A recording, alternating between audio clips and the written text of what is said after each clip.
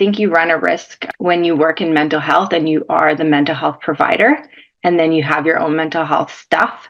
You get worried about things like competency. Will you be able to treat others? And so even when I was having a really hard time with PTSD, to the point where I was hospitalized for a little bit, when I came back, I remember thinking, I'm not telling anybody where I've been because they're going to say I'm not competent, or I don't think that's true. I think you can be a very human therapist and have your own mental health stuff and actually be way better at it because you know what that experience has been like. At one point, I had pretty intense personal stuff that I was dealing with. I sent my leader at the time an email about what was going on the night it happened because it involved my safety, and then called into work sick the next day. It was very obviously a mental health day. The next day, when I was back at work, I opened my inbox to find a calendar invitation from my then leader for a meeting with HR about my sick day. In that meeting, I had to recount to that leader and a total stranger from HR what I did during my mental health day. The meeting had to end early because I was absolutely sobbing at the end of telling my story. Having to essentially prove that I was really taking a mental health day was a harsh reality check that mental health isn't always taken seriously, even in a crisis situation, and only added on to the serious stress of everything I already had going on. If I had an unsupportive director, I'm not feeling well.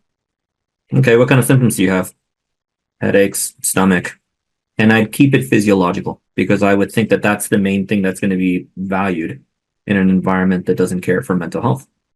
If I have a supportive director, I'll tell her the truth. I'll tell her everything. I'll tell her whatever is needed or whatever is required, and I'll be very open.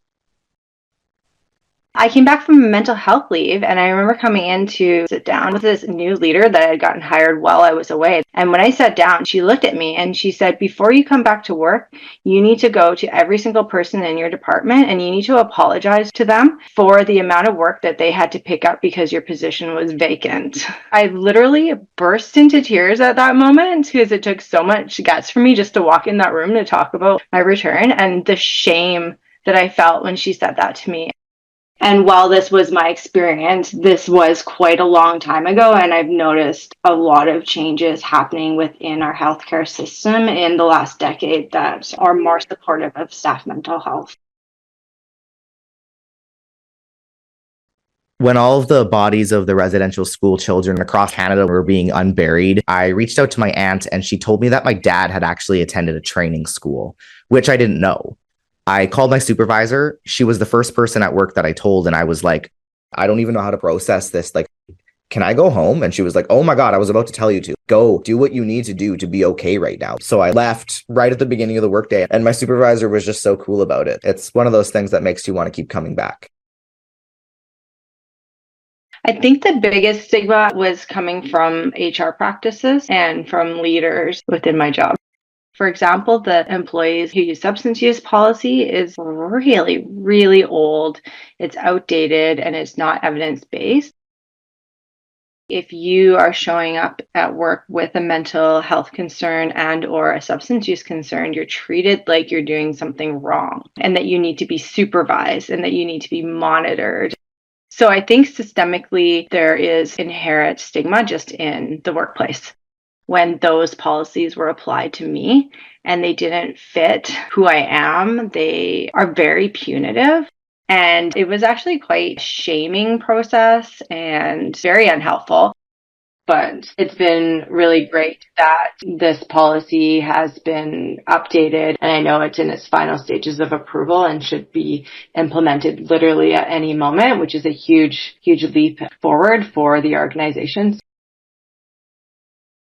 It's been really refreshing in the last couple of years to see strong messaging coming from our way up leaders that say, hey, you can call in and take a mental health day and that's okay.